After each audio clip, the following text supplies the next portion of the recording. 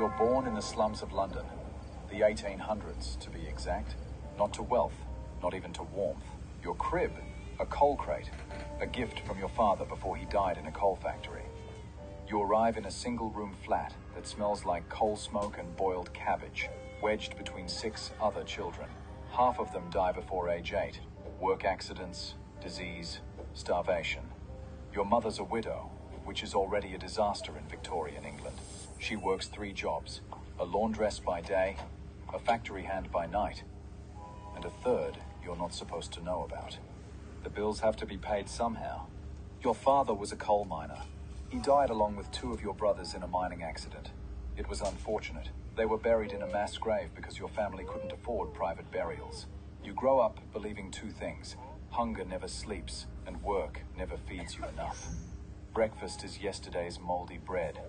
Your mother leaves before dawn to work. Your grandmother stays behind to watch the younger ones. It's almost as if people have kids just to work. Some life, right? The bathroom is outside. No running water, no plumbing. By 5, you're running errands for pennies to help feed your family. By 6, you're helping care for your baby brothers while your mum works. Your mother works at the wash house. Her hands are always red and cracked from the chemicals. One night, you overhear her arguing with your grandmother about a man who cuts up women in the East End. They say the night isn't safe for certain people. You wonder if your mum is one of them. Your mother leaves anyway. By 7, you can tell which men are safe by how fast they look away. The streets are crowded. Drunks, beggars, men standing with nowhere to go. Some are dangerous. Some are desperate.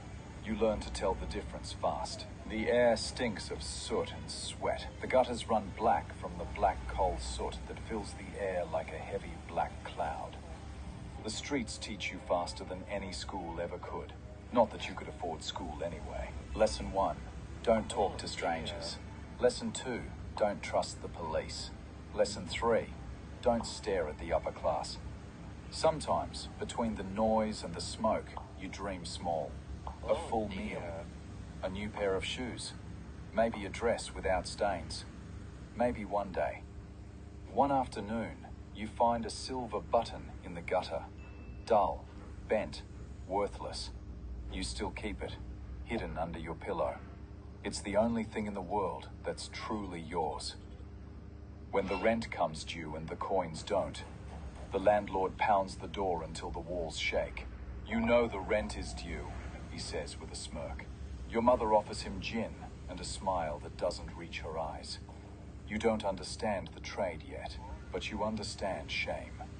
You're 13 now. Life is harder. Your grandmother's gone, and now you watch the younger kids. You starve every other day so your brothers can eat.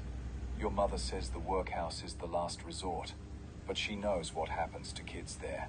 That's why your brothers aren't there anymore.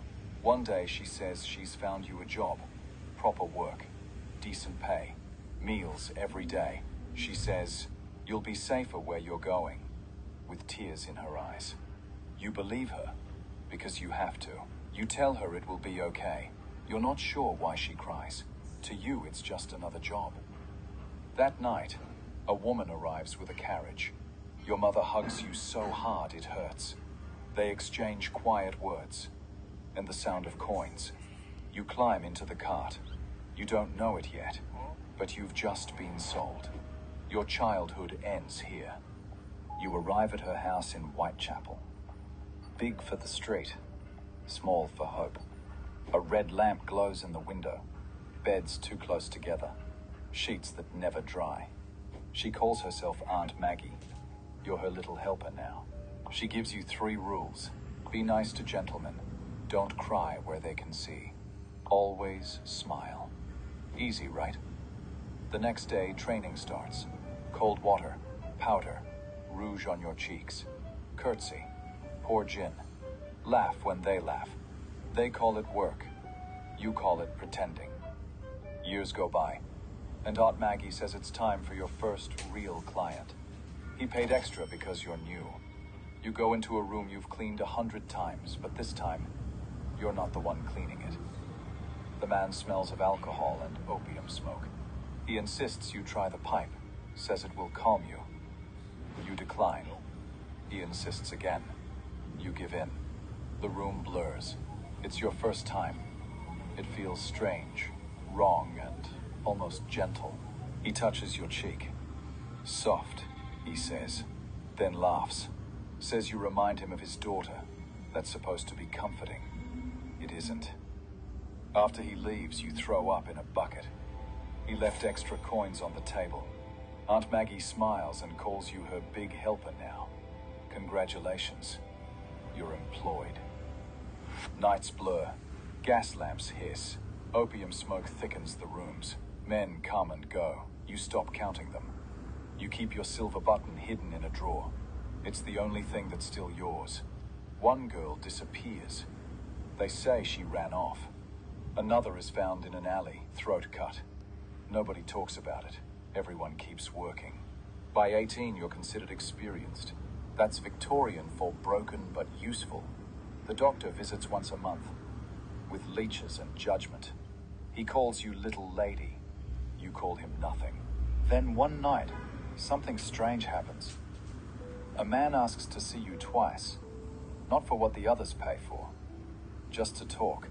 He's a dock worker, hands like rope, eyes tired from honest work. He brings you tea instead of gin. He says his name is Samuel. You don't believe him, but you don't question it. For once, you talk about yourself, not the house, not the clients, the girl you used to be. You tell him about your mother, your brothers, your father's coal mine. You even tell him about the silver button you found when you were small. He smiles. Keep it close, he says. That's luck, that is. You laugh. The first time in years. Weeks pass. He keeps coming back. Always tea. Sometimes soup. He says he's saving enough to buy a cottage outside the city. A little room. A garden. A door that locks from the inside. Then one night, he asks you to come with him. You stare at him like he's mad. And then you say yes. You both start saving. Every extra shilling, every tip, every coin you can hide from Aunt Maggie. He promises he'll meet you by the river when he's ready. You give him your silver button to keep. So you'll know I mean it, you say. For the first time, you let yourself believe in something better. The night comes. The fog's thick, heavy, almost alive. You wait by the river with your small bag of coins. You wait an hour, then 2, then until dawn. He doesn't come. You ask around the docks. The men won't look you in the eye. Then you see the crowd by the pier. Police kneel beside a shape on the cobblestones. A body, rope-burned hands, a bloodied shirt. It's Samuel.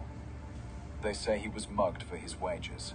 The police pry open his cold hand, and there it is, your silver button, still shining under the soot.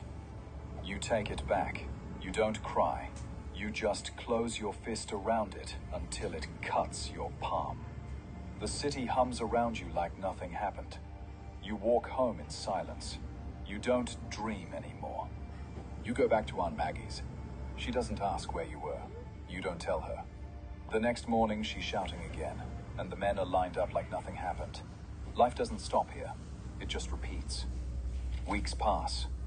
The city feels colder now. The rooms smell more like sickness than sin. You start drinking what the men drink. The pipe helps too. It helps blur the faces. Aunt Maggie coughs blood into her handkerchief one morning. She says it's just the weather. It isn't. By winter, she's gone. No funeral. No notice. Just another empty chair by the fire. The house changes hands. The new madam doesn't know your name. She calls everyone girl. Rent goes up. Wages go down. They sell the furniture, then the drapes, then the girls. You keep working because what else is there? The police raid again. You run out the back door barefoot. The fog swallows you whole. You keep running until the house is just another light in the smoke. And just like that, you're on your own. You rent a room above a gin shop in Spitalfields. No roof worth the name. No lock that works. You still go out at night. The streets are your new house now.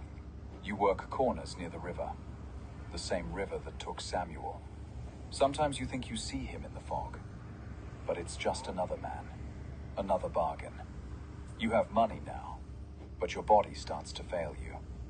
You catch something, maybe from the pipe, maybe from a man, maybe from London itself. The doctor calls it a women's disease. He tells you to drink mercury. You do what he says. Your hair falls out. Your teeth ache. You spend your nights coughing more than talking. The men stop coming, and so does the money. You sell your shoes for bread. You pawn your dress for gin. You keep one thing, the silver button. You hold it when you're cold. You hold it when you can't breathe. You hold it when you remember what it felt like to be somebody's daughter. One night, you sit by the river again. Same spot, same fog. You look down at the water, and it looks back. You think about your mother, your brothers, the room with the coal smoke. You think about Samuel's hands. You think about the button and how small it really is. By morning, the sun rises over an empty bank. A passerby finds a woman slumped against the wall, cold, still. In her hand, a silver button, polished clean, beautiful. No name, no family, just another girl the city forgot.